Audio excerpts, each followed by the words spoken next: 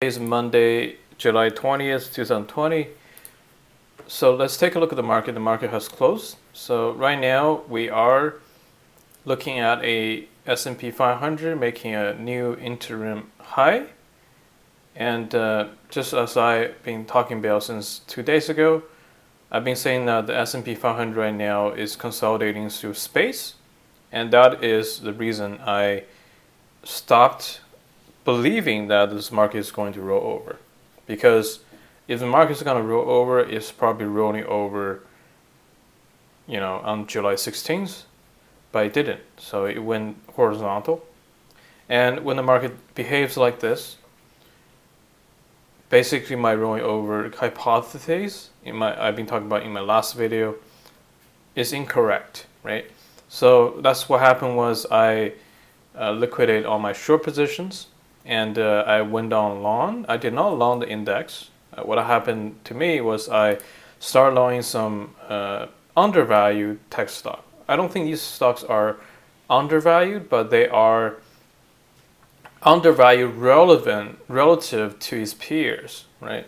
For example, in my last video, I talked about I invest in Slack technology, and I haven't really pulled the trigger on this one yet, the new technology, because I really want to see this thing to come down a little bit more. But Slack is definitely something I hold a lot. I entered quite a large position in this particular stock, and today is up by about 4% right now. And I think Slack would have a much more volatility to go, in my opinion, to accumulate more energy, then eventually do a huge run to the upside. And I think this stock would oscillate for a little bit more time here. And today you can see that the Nasdaq is definitely the winner here. And Nasdaq is up 3%. Obviously, this hypothesis was wrong. It went straight up 3%, and it's just a very strong market. Okay, now let's look at the cryptocurrency. Cryptocurrency market is interesting right now. You can see that the Bitcoin is in a very tight wedge here, and the volatility is getting less and less. And whenever it's doing this, like for example, in the past, it started doing this, low volatility thing. Eventually, the thing just breaks down, and I think in this scenario, it might happen as well. It's gonna break down to retest the 7,000 level, then attract more buyers, then eventually goes up.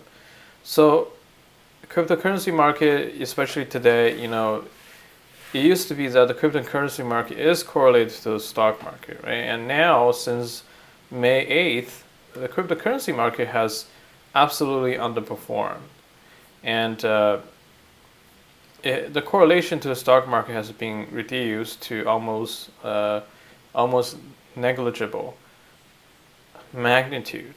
And today the Nasdaq has been really strong. You can see the cryptocurrency market today is actually down. Ethereum, similar story. Nasdaq is strong, bounced really hard, and the cryptocurrency market really quiet. And this just shows the general weakness in this market, right? That it's not able to move more than 1% or 2% a day. And to me, it just tells me that eventually this thing's gonna break down to the downside. That's my hypothesis, and it still needs to be validated by the market behavior. And if the market behavior start behaving differently, I'm definitely going to change my mind, right? That's art, and that's the ability of a good trader who is able to change his mind based on what market is telling him, and he also has to be able to filter out all the noise. So right now, just a couple positions, work. That's my only large position right now, and everything else I don't know. It's not really safe for me. This one looks pretty safe in my opinion. My price target for this one is actually quite high. I'm looking at $70 price target by September.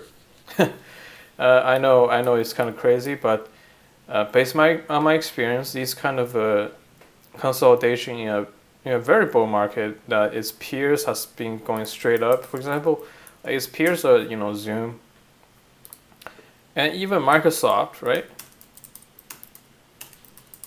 Microsoft have outperformed Slack by a huge margin during this pandemic, and even today has outperformed Slack by 1.5%. Actually, not 1.5%, 0.5%.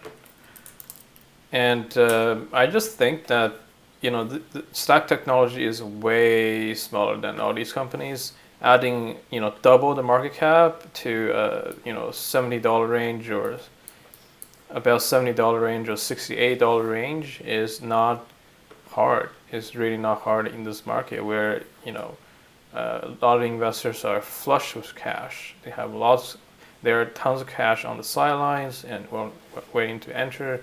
And there are only few companies in this market that has a huge, tremendous amount of growth and also benefits from the pandemic. This is a remote working collaboration tool, right?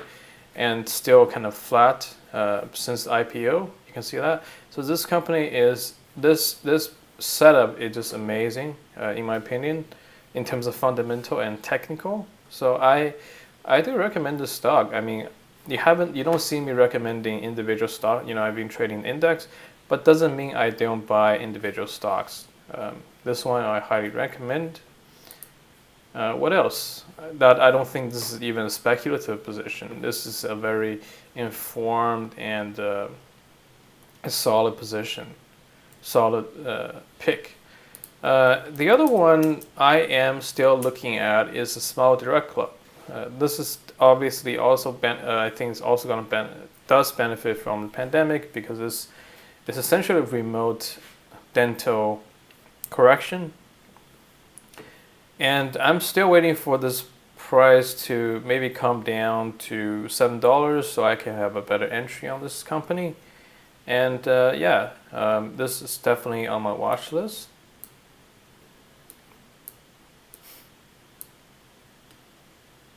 That I'm looking at closely. The other company I'm looking at is API. This thing just it just went IPO and is also a very tiny company. It's only, let me see the market cap. I think the market cap is about $4 billion. It's not that big. However, the valuation right now, so this is a competitor to Twilio, and Twilio, the valuation right now for API is about the same as Twilio, but today Twilio went up quite a bit actually. So I guess right now compared to Twilio, API is, the company is called Agora. Agora is kind of undervalued, and so I'm keeping a close eye on this. And if this thing, drop to a certain price or consolidate further, I'm going to buy more.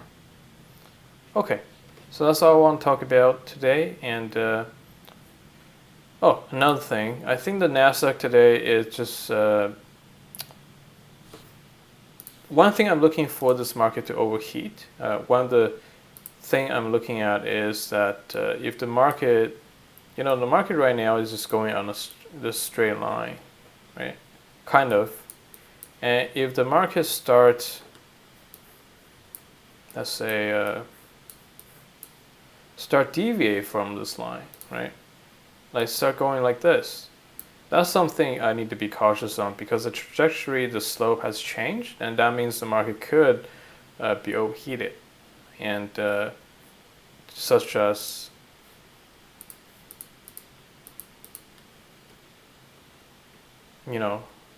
like this, right? It's been going like a straight line for a while, but eventually it deviates from that straight line.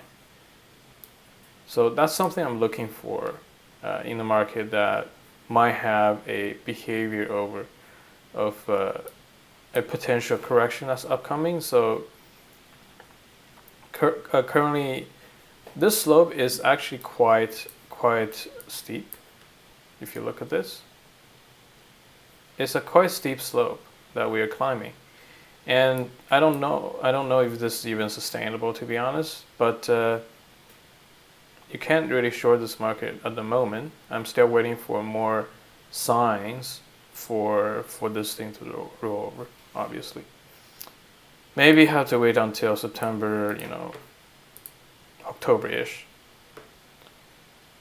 I have a friend of mine who has a huge portfolio. He is expecting the market to correct in August, so we might get that. He's usually a decent timer, but he's wrong a lot of times too. So we'll see. Okay, that's all I want to talk about, and see you next time. Bye bye.